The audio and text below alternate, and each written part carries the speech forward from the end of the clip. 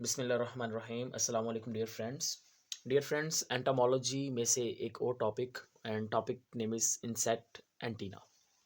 जैसा कि आपको पता है कि हम एंटोमोलॉजी का जो भी कंप्लीट सिलेबस है मिड टर्म के लिए या फाइनल टर्म के लिए या फिर बीएस ज़ूलॉजी स्टूडेंट्स के लिए या फिर बीएससी स्टूडेंट्स के लिए या कोई भी स्टूडेंट जो एंटोमोलॉजी को स्टडी कर रहा है, ठीक है। तो सिलेबस में जो जो चीज़ें यानी कि इंपॉर्टेंट हैं, जो कंटेंट का पार्ट होते हैं, वो सभी चीज़ें हम लोग डिस्कस कर रहे हैं। अब उसी कंटेंट में से एक और important topic that's name is a insect antenna. तो डियर फ्रेंड्स, पहले तो हम बात कर लेते हैं कि एंटीना होता क्या है। अगर हम एंटीना की बात करते हैं ना, तो एंटीना जो होता है ये असल में एक आप कह लें कि सेंसरी ऑर्गन है, ठीक है। यानी कि ये क्या है, एक सेंसरी ऑर्गन्स मौजूद होता है इंसेक्ट के अंदर। क्योंकि डियर फ्रेंड्स, जो इंसेक्ट होता है ना, इंसेक्ट जो होते हैं असल में उनमें आइज़ मौजूद नहीं होती, ठीक है। जैसा कि अगर हम आंट्स की बात कर लेते हैं, इनमें कंप्लीट आइज़ नहीं होती, किसी के अंदर आपको ओसिलाई मौजूद होते हैं, किसी के अंदर कंपाउंड आइज़ मौजूद होती हैं, ठीक है, जिसकी वजह से कभी भी कंप्लीट इमेजिन फॉर्मेशन इनके अंदर नहीं होती, ठीक है। अब अगर हम एंटीना की बात करते हैं, तो एंटीना जो होते हैं वो इंसेक्ट्स के अंदर पाए जाते हैं। सपोज दैट मैं आपको एक जनरल एग्जांपल देता हूँ, जैसा कि अगर हम कॉकरोचेस की बात करते हैं, तो जो कॉकरोचेस होते हैं उनके अंदर एंटीनास पाए जाते हैं। और जो कॉकरोचेस होते हैं, डिफरेंस याद रखिएगा, these are the natural sweepers. Natural sweepers का मतलब ये होता है कि वो उनके रास्ते में कोई भी चीज़ उनको मिल जाए ना, वो हर एक चीज़ को खा खा जाते हैं, ठीक है। इसलिए हम उनको नेचुरल स्वीपर का नाम देते हैं। और मोस्टली तौर पर जो किचन एरियाज होते हैं या वहाँ पर जहाँ पर खुराक ज़्यादा गिरी हुई होती है, वहाँ पर ये आपको कॉकरोचेस जो होंगे ये ईजिली देखने को मिल जाएंगे। Is that clear? अच्छा जी, अब हम बात कर लेते हैं एंटीना के बारे में। तो डियर फ्रेंड्स, वो जो कॉकरोच होता है, ये कॉकरोच जो होता है, जैसे बेटा उसके जो हेयर्स होते हैं ना, आगे की जानिब जो एंटीना भरे हुए होते हैं, उसके साथ अब कोई भी चीज़ टच होती है ना, तो वो एंटीना जैसे ही टच करता है ना किसी चीज़ के साथ, तो उसको फ़ील हो जाता है कि यहाँ पे कोई चीज़ मौजूद है। और ये जो एंटीना होगा, ये सिर्फ़ डिटेक्शन के लिए ही इस्तेमाल नहीं होते, बल्कि अगर हम बात कर लें ना केमिकल्स को एक्सेप्ट करने के लिए, रिसीव करने के लिए, उसके लिए भी एंटीना इस्तेमाल होंगे। इसी वजह से हम इनको एक और नाम देते हैं, हम कहते हैं these are also called feeler. तो हम इनको एक और नाम देते हैं, और वो जो दूसरा नाम है वो क्या होगा, वो इनके लिए नेम होगा, वो होगा हमारे पास फिलर्स भी बोलते हैं, FELERS, फिलर्स का नाम देते हैं। Point number one, insect antenna are also known as feeler because ये डिटेक्ट करते हैं, केमिकल को एक्सेप्ट भी करते हैं, ठीक है। डेट्स वाई इनको फिलर्स का नाम देते हैं। और दूसरी बात डियर फ्रेंड्स, जो एंटीना होते हैं वो हमेशा पेयर्ड फॉर्म के अंदर मौजूद होते हैं, यानी कि जोड़े की शक्ल में होंगे, पेयर्ड एंटीना। कोई भी इंसेक्ट उठा लें, हर इंसेक्ट के अंदर आपको क्या देखने को मिलेगा, पेयर्ड एंटीना देखने को मिलेगा। और डियर फ्रेंड्स, आपको ये चीज़ याद रखनी है कि जो एंटीना है वो असल में बहुत ही प्रिमिटिव, बहुत ही पुरानी एक इनकी अपेंडेजेस समझ लें, जो कि एक्सोस्केलेटन से बाहर की जानिब मौजूद होती है। हमने कहा था कि इनका जो हेड रीजन होता है, हेड रीजन के ऊपर क्या चीज़ें मौजूद होती हैं, हेड रीजन के ऊपर इनके कुछ अपेंडेजेस, कुछ स्ट्रक्चर्स मौजूद होती हैं। और उनमें हमने बात की थी कि कंपाउंड आइज होती हैं। फिर हमने वहाँ पे कहा था कि साथ में उन अपेंडेजेस के अंदर एक हमने कहा था कि पेयर्ड एंटीना भी मौजूद होते हैं। तो आज हम उसी एंटीना का जिक्र कर रहे हैं, ठीक है, जिसको हम सेफेलिक अपेंडेजेस का लास्ट लेक्चर में नाम दिया था। Is that clear? तो सेफेलिक अपेंडेजेस, जिसका सेफेलिक अपेंडेजेस हम असल में कह रहे थे, वो कलेक्टिवली तमाम चीज़ें जो हेड में मौजूद थी उनको सेफेलिक अपेंडेजेस कहते हैं। अब उन सेफेलिक अपेंडेजेस में से एक अपेंडेजेस का देख रहे हैं, वो है एंटीना, जो कि पेयर्ड फॉर्म के अंदर क्या होगा, मौजूद होगा। लेकिन अगर हम यहाँ पे बात करें ना एंटीना की, तो जो एंटीना होता है डियर फ्रेंड्स, ये कुछ इंसेक्ट्स ऐसे होते हैं जिनके अंदर प्रेजेंट नहीं होते, यानी कि बहुत कम ऐसे केसेस आपको देखने को मिलेंगे। कैसे केसेस होंगे उनको देख लेते हैं एक बार। डियर फ्रेंड्स, हमने कहा था कि एक फाइलम है, उस फाइलम का नेम होता है आर्थ्रोपोडा। आर्थ्रोपोडा का मतलब कि ऐसे ऑर्गेनिज्म जिनकी जो लेग्स होती हैं वो क्या होती हैं, ज्वाइंटेड होती हैं, हम उनको आर्थ्रोपोडा के अंदर बिलोंग करते हैं, हम उनको आर्थ्रोपोडा में रख देते हैं। अब जो आर्थ्रोपोडा हमारे पास बेटा फाइलम होता है ना, फाइलम आर्थ्रोपोडा, इस आर्थ्रोपोडा फाइलम के अंदर हमने कहा था कि एक क्लास जो कि बहुत ज़्यादा फेमस है, जहाँ पर इंसेक्ट्स मौजूद होते हैं मोस्टली, उस क्लास को हमने क्या नाम दिया था, क्लास इंसेक्टा का नाम दिया था। क्या नाम था? क्लास इंसेक्टा का नाम दिया था। अब इस क्लास इंसेक्टा के अंदर डियर फ्रेंड्स एक ऑर्डर है, क्लास इंसेक्टा, और इस इंसेक्टा के अंदर क्या है, एक ऑर्डर है, उस ऑर्डर का नेम क्या है, प्रोट्यूरा। क्या नेम है? प्रोट्यूरा। तो डियर फ्रेंड्स, ये जो ऑर्डर है ना, इस ऑर्डर में आपको ये चीज़ याद रखनी है कि इस ऑर्डर में आपको ये इंसेक्ट्स जो हैं उन पे एंटीना वगैरह मौजूद नहीं होते, सिर्फ यही एक एक्सेप्शनल केस है। बाकी सभी इंसेक्ट्स के अंदर किसी भी ऑर्डर से बिलोंग करते हैं, उन सभी के अंदर आपको क्या देखने को मिलेंगे, पेयर्ड एंटीनास देखने को मिलेंगे। तो ये जो ऑर्डर होगा प्रोट्यूरा, इसके अंदर मौजूद नहीं होंगे, क्लास इंसेक्टा। और फाइलम आप जानते हैं, फाइलम क्या है, arthropoda. Is that clear?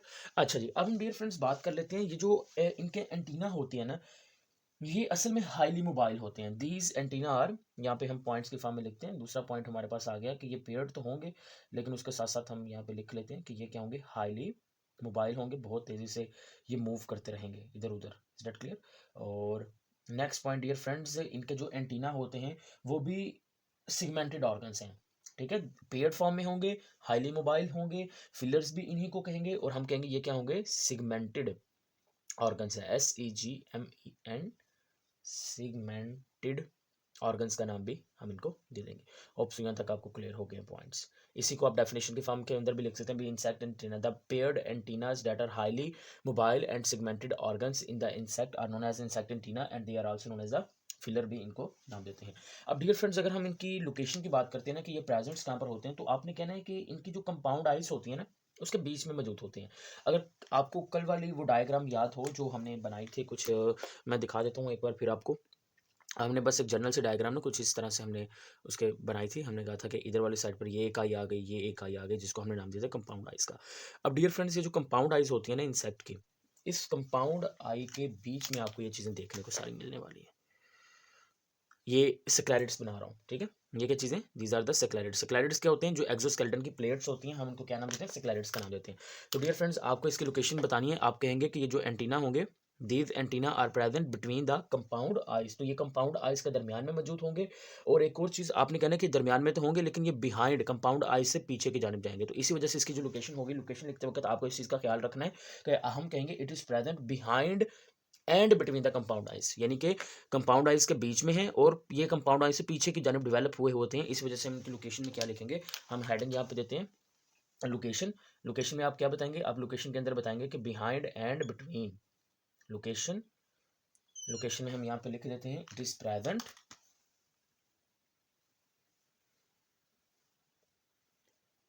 It is present behind and between, behind and between compound eyes.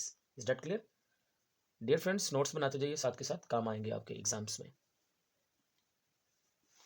Okay जी, यहाँ तक आपका हो गया क्लियर। Is not clear? कोई कन्फ्यूजन, कोई क्वेश्चन नहीं है? चलिए नेक्स्ट मूव करते हैं। अब हम डियर फ्रेंड्स अगर बात करें ना, हमने कहा था कि देखें जो लेक्चर्स है ना हमारे कनेक्टेड हैं, तो आपको पहले बेसिक लेक्चर समझने हैं, उसके बाद हाईली इसी तरफ यानी कि आगे आगे आगे आगे मूव करना है। ऐसा नहीं है कि आप डायरेक्टली ये वाला लेक्चर उठाएं और पीछे वाला लेक्चर स्किप कर दें। उसकी रीज़न मैं आपको बताता हूँ। देखिए लास्ट लेक्चर में स्क्लेरेट्स डिटेल में पढ़ा, एक्सोस्केलेटन पढ़ा, उसका अब यहाँ पे जिक्र हो रहा है। तो वो लोग जिनको स्क्लेरेट्स या इस चीज़ में समझ नहीं आ रही, तो वो पहले लास्ट वाली चीज़ें देख लें। लेकिन मैं फिर भी आपको बता देता हूँ कि जो स्क्लेरेट्स होते हैं असल में एक्सोस्केलेटन जो होता है बेटा, वो हिस्सों के फॉर्म में पाया जाता है, प्लेट्स बनाता है। अब ये यहाँ पे ये एक प्लेट बन गई, ये प्लेट बन गई, ये स्क्लेरेट है, ये नीचे स्क्लेरेट्स हैं, ये भी स्क्लेरेट्स है, ठीक है। तो एक्सोस्केलेटन जो प्लेट्स की फॉर्म में पाए जाते हैं उसको क्या नाम देंगे, स्क्लेरेट्स का नाम देते हैं। और वो स्क्लेरेट्स, उसका जो हेड रीजन था, ये वाला जो रीजन है, यहाँ पर क्या बना रहे थे, हेड रीजन पे वो कैप्सूल बना रहे थे और हम उसको क्या नाम दिया था, हमने क्रीनियम का नाम दिया था। Is that clear? अब डियर फ्रेंड बताने का मकसद ये है कि अब ये जो क्रीनियम यहाँ पे है हेड रीजन के ऊपर, ये जो क्रीनियम मौजूद है, हम क्या कहेंगे कि ये डियर फ्रेंड जो क्रीनियम होगा, ये आपको याद रखना है कि ये जो क्रीनियम है, इस क्रीनियम में जहाँ से अपेंडेजेस निकली हैं, जैसे कि इंसेक्ट एंटीना है, जहाँ से ये चीज़ें डेवलप होंगी, वहाँ पर वो जो स्क्लेरेट्स होंगे वो एब्सेंट होंगे। और हम ये कहेंगे कि जो एंटीना है वो कहाँ से डेवलप होंगे, antenna are developed from the antenna socket से। तो ये कहाँ से डेवलप होंगे, आपने कहना है कि जो एंटीना है, ANTENNA, एंटीना डेवलप होते हैं एंटीना सॉकेट, SOCKET। जैसे हम ह्यूमन आई के नहीं पढ़ते, ह्यूमन आई जो होती हैं वो आई सॉकेट्स के अंदर मौजूद होती हैं, इसी तरह से जो एंटीना होंगे वो कहाँ भी पाए जाएंगे, एंटीना सॉकेट्स में पाए जाते हैं। अगर हम एंटीना की बेस की बात करते हैं ना, तो ये जो एंटीना है ना, ये सॉकेट के साथ अटैच होता है एक मेम्ब्रेन के जरिए से, हम उसको नाम देंगे आर्टिकुलेटरी मेम्ब्रेन। यानी कि फर्ज करें ये वाली जो चीज़ है नीचे वाली, ये से हमारे पास है एंटीना सॉकेट्स। तो एंटीना सॉकेट्स के अंदर आपको क्या चीज़ देखने को मिल रही है, एंटीना देखने को मिल रहा है। और अब ये जो एंटीना सॉकेट के साथ ये जो एंटीना अटैच है, ये एक मेम्ब्रेन के जरिए से अटैच होगा, और उस मेम्ब्रेन को हम क्या नाम देंगे, हम कहेंगे, फर्ज करें कि ये आपके पास आइस, ये एंटीना सॉकेट आ गया, एंटीना सॉकेट, ये एंटीना आ गया, ये देखें, ये जिस मेम्ब्रेन से अटैच होंगे, इस मेम्ब्रेन को हम क्या नाम देंगे, हम कहेंगे this one is known as, हम यहाँ पे लिख देते हैं कि ये जो मेम्ब्रेन होगी, इस मेम्ब्रेन को हम क्या नाम देंगे, आर्टिक्यूलेटरी। आर्टिक्यूलेटरी जो मेम्ब्रेन है उसका नाम दे देंगे। और आपने कहना है कि जो आर्टिकुलेटरी मेम्ब्रेन होती है, ये हेल्प करती है इसकी मूवमेंट के अंदर। Is that clear? तो यहाँ पर हेडिंग लिख लें आर्टिकुलेटरी मेम्ब्रेन, क्योंकि आपको जब लॉन्ग क्वेश्चन वगैरह लिखना पड़ेगा तो उसमें आपकी हेडिंग्स जितनी ज़्यादा होंगी उतने ज़्यादा नंबर मिलने हैं आपको, उतने ज़्यादा चांसेस होंगे कि जो चेकर है वो आपको नंबर दे, ठीक है। तो हेडिंग मिस नहीं करनी। तो हम यहाँ पर हेडिंग देते हैं आर्टिकुलेटरी मेम्ब्रेन। तो हम लिखेंगे कैसे, हम कहेंगे एंटीना जो होगा वो अटैच होगा या प्रेजेंट होगा ये एंटीना सॉकेट्स के अंदर, और किसकी मदद से अटैच होगा, आर्टिकुलेटरी मेम्ब्रेन की मदद से। सो हम यहाँ पे लिखते हैं antenna attach, antenna attach to antenna socket with the help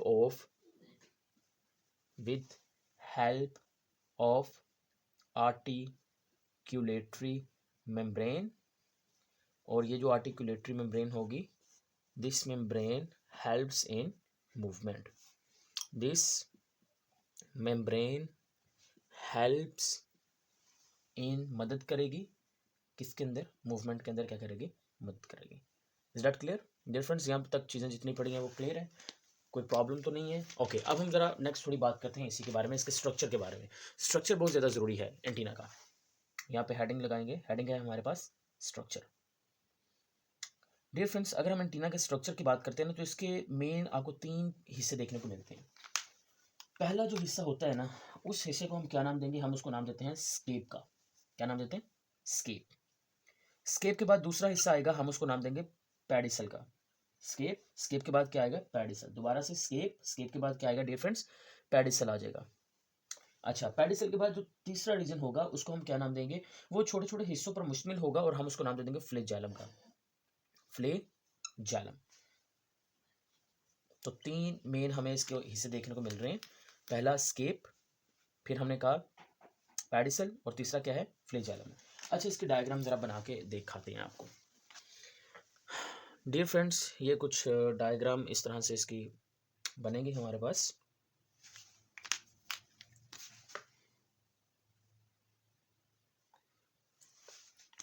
जल्दी से देख लें, बनाने की कोशिश करते हैं इसको।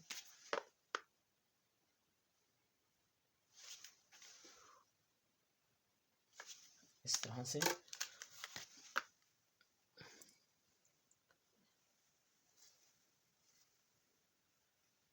ये चीज़ ऐसे बनाएंगे हम कुछ इस तरह से, और उसके बाद हम ये चीज़ें ऐड करते जाएंगे ऐसे। तो ये डियर फ्रेंड्स एंटीना आ गया। This one is a antenna. अब देखें, ये जो एंटीना का पहला हिस्सा है, ठीक है, ये वाला जो हिस्सा मैंने कहा, इसका जो पहला हिस्सा होगा उसको क्या नाम देंगे? स्केप। तो ये हमारे पास क्या आ गया? स्केप आ गया। ये क्या आ गया? Antenna socket. ये क्या है? Antenna socket. या फिर हम इसको एक और नाम भी दे सकते हैं, हम इसको कह सकते हैं कि एंटीनीफर है। It is also known as antennifer भी आप इसको कह सकते हैं। Is that clear? स्केप के बाद दूसरा हिस्सा कौन सा आएगा? ये वाला डियर फ्रेंड्स जो रीजन है, ये वाले दोनों, इसको हम क्या नाम देंगे? हम कहेंगे this one is known as a pedicel. क्या कहेंगे? पेडिसल। और उसके बाद ये जो आखिरी वाला रीजन है, देखेंगे छोटे छोटे सेगमेंट से मिलकर बना है, और इन सेगमेंट्स को एनुलाई का नाम देंगे। क्या नाम देंगे? एनुली। एनुली का नाम देंगे। और ये जो एंड वाला हिस्सा होगा इसको हम क्या कहेंगे? हम कहेंगे this one is known as a flagellum. क्या नाम देंगे हम इसको? फ्लैजेलम का नाम देंगे। तो ये स्ट्रक्चर होता है किस चीज़ का हमारे पास? एंटीना का। जो स्केप है बेटा, वो किसके साथ अटैच है? एंटीना सॉकेट के साथ।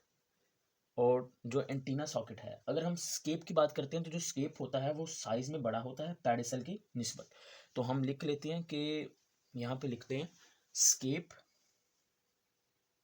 Is larger, scape is larger in size than pedicel. Scape is larger in size than pedicel. और scape and pedicel, scape and pedicel, आगे लिखता हूं मैं, both have intrinsic muscles. Intrinsic क्या लफज है? लफज है हमारे पास इंट्रेंसिक मसल्स।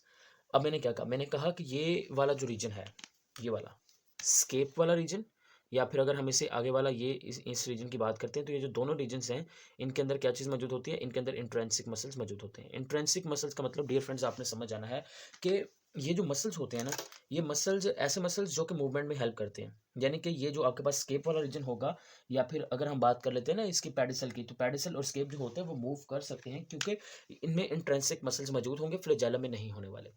समझ में आ गई बात? तो ये इंट्रेंसिक मसल जो होंगे ये मूवमेंट में हेल्प करते हैं, और यही वो मसल्स हैं जो कि इंसेक्ट्स के एंटीना को मूव करवाने में, ये हमने पढ़ा ना हाईली मोबाइल, तो हाईली मोबाइल वो इसी वजह से होता है क्योंकि इनमें इंट्रेंसिक मसल्स है, और वो इसको कंटिन्यूसली क्या करवाते रहते हैं?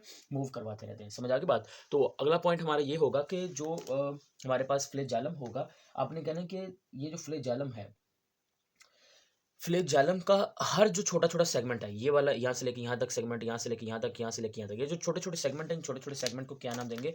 एनुली का नाम देते हैं। तो इन सेगमेंट्स को क्या कहेंगे? हम कहेंगे दीज आर नोन एज एनुली। तो हम इसको क्या कहेंगे, each small segment of flagellum, each small segment, each small segment of flagellum is known as ANNULI, एनुली का नाम दे देंगे। अब डियर फ्रेंड्स एक चीज़ यहाँ पर रह गई जो कि काफ़ी इंपॉर्टेंट है, और वो ये है कि जो एनुली होती है ना, एनुली के अंदर मसल्स नहीं होते, इनके अंदर मसल्स मौजूद नहीं होते, मसल सिर्फ पहले में होंगे, स्केप में और पेडिसल में। और एनुली किसकी वजह से मूव करती है, एनुली स्केप और पेडिसल की वजह से ही मूव करती हैं, असल में इनके अंदर मसल्स नहीं होते। अब यहाँ पर हम डियर फ्रेंड्स एक और ऑर्गन्स की बात करते हैं, कुछ न्यूरॉन्स की बात करते हैं, वो है हमारे पास जोन्स्टन्स न्यूरॉन्स, या जोन्स्टन्स स्ट्रक्चर्स, या जोन्स्टन्स ऑर्गन, या जोन्स्टन्स सेल्स। जोन्स्टन्स ऑर्गन्स कह लें या सेल कह लें। डियर फ्रेंड्स इसकी जो डायग्राम है वो आपको दिखा देते हैं। असल में होता यूं है कि देखें, जो स्केप है और पेडिसल है, स्केप है और पेडिसल, ये जिस जगह पर आपस में मिलते हैं, स्केप और पेडिसल जिस जगह पर आपस में मिलते हैं, उस जगह पर ना चंद एक सेंसरी सेल्स पाए जाते हैं, चंद एक सेंसरी स्ट्रक्चर्स पाई जाती हैं, और उनको हम क्या नाम देते हैं, हम कहते हैं this one is known as Johnston's organ. क्या नाम देते हैं, जोन्स्टन्स ऑर्गन का नाम देते हैं। ये डायग्राम एक बार देख लें आप। डायग्राम असल में थोड़ा लार्ज व्यू बनाई जाएगी, होप सो आपने बेटा साथ के साथ नोट किया है। ओके डियर फ्रेंड्स, यहाँ पे देखिए, this is actual the enlarged view diagram of the scape as well as the pedicel. तो आपको एक चीज़ समझनी है कि ये वाला जो नीचे वाला हिस्सा बनाया गया है ना, ये असल में जो स्केप रीजन है वो वाला है, और उससे ऊपर वाला जो हिस्सा बनाया गया है, ये वाला जो साइड है, ये आपके पास है पेडिसल, स्केप एंड पेडिसल। तो मैंने आपको जैसा कि कहा कि स्केप और पेडिसल जिस जगह पर आपस में मिल रहे हैं, वहाँ पर वो जो जंक्शन है, वहाँ पर चंद एक आपको सेंसरी सेल्स देखने को मिलेंगे, और इनको आपने क्या नाम देना है, हमने इसको नाम दे देंगे जॉन्स्टन्स, JOHNS, जॉन्स्टन्स। आप न्यूरॉन का नाम दे दें, यानी कि वो नर्व इम्पल्सेस जनरेट करेंगे, या जॉन्स्टन्स आप ऑर्गन का नाम दे दें, या फिर कोरडोंटल न्यूरॉन्स का नाम दे दें। क्या नाम दे दें, कोरडोंटल न्यूरॉन्स का नाम दे दें। तो ये सारी एक ही चीज़ों को मेंशन करेंगे। Is that clear? तो स्केप, स्केप के बाद पेडिसल, और पेडिसल के बाद ये जो ऊपर वाला रीजन आ जाएगा, हम इसको क्या नाम दे देंगे, फ्लैजेलम का नाम दे देंगे। तो ये भी असल में वही डायग्राम है, लेकिन यहाँ पर थोड़ा सा जो व्यू है वो इनलार्ज्ड कर दिया गया। और मैंने जैसा कि कहा कि जॉन्स्टन्स ऑर्गन का जो दूसरा नाम है वो आप लिख लें, हम उसको नाम देंगे कोर, CHORDO, कोरडोटनल न्यूरॉन, कोरडोटनल न्यूरॉन का नाम भी आप उसको दे सकते हैं। सो यहाँ तक होप सो क्लियर हो चुका है। अब हम एक आखिरी चीज़ लिखते हैं, वो है हमारे पास फंक्शंस। ठीक है, यानी कि इसके फंक्शंस क्या क्या होते हैं। तो फिर हमें यहाँ से थोड़ा सा रिमूव करना पड़ेगा इस वाले साइड्स को। और डियर फ्रेंड्स एक चीज़ याद रखना कि जो फ्लैजेलम का साइज़ होता है ना, ये फ्लैजेलम का साइज़ मुख्तलिफ इंसेक्ट्स में मुख्तलिफ हो सकता है। ठीक है, तो ये चीज़ आपको क्लियरली याद रखनी है। अब हम बात करते हैं फंक्शंस की। और डियर फ्रेंड्स वैसे तो एंटीना से रिलेटेड एक और टॉपिक भी बनता है, वो है एंटीना मॉडिफिकेशन। वो इंशाल्लाह नेक्स्ट जो लेक्चर होगा उसमें कवर करेंगे, एंटीना मॉडिफिकेशन सारी डिटेल में देखेंगे। यहाँ पे देखिए, इसका पहला काम ये होता है कि it is use to detect chemical, to detect chemicals. जो केमिकल्स होते हैं उनको ये डिटेक्ट करने के लिए इस्तेमाल होता है। सेकंड चीज़, अगर हम डियर फ्रेंड्स फेरोमोन की बात कर लेते हैं, जो कि इनका जो ऑपोजिट सेक्स है वो रिलीज़ करेगा, तो उन फेरोमोन्स को एक्सेप्ट करने का जो काम होगा वो किसी का होगा, एंटीना को होगा।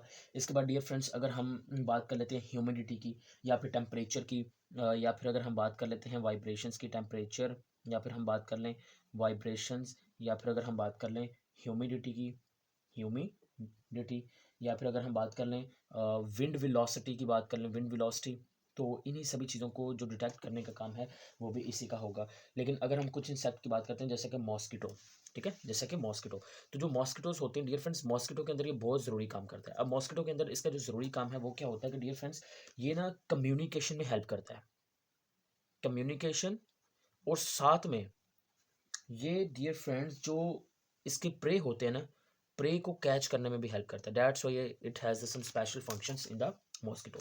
तो ये आपके आगे फंक्शंस 1 2 3 4 एंड 5। सो यहाँ तक डियर फ्रेंड्स हमारा जो एंटीना है इंसेक्ट का वो कंप्लीट होता है। होप सो आपको ये क्लियर हो चुका है। लेकिन अगर मज़ीद फिर भी कोई क्वेश्चन होगा तो कमेंट सेक्शन में लाजमी पूछिएगा। Stay connected and Allah.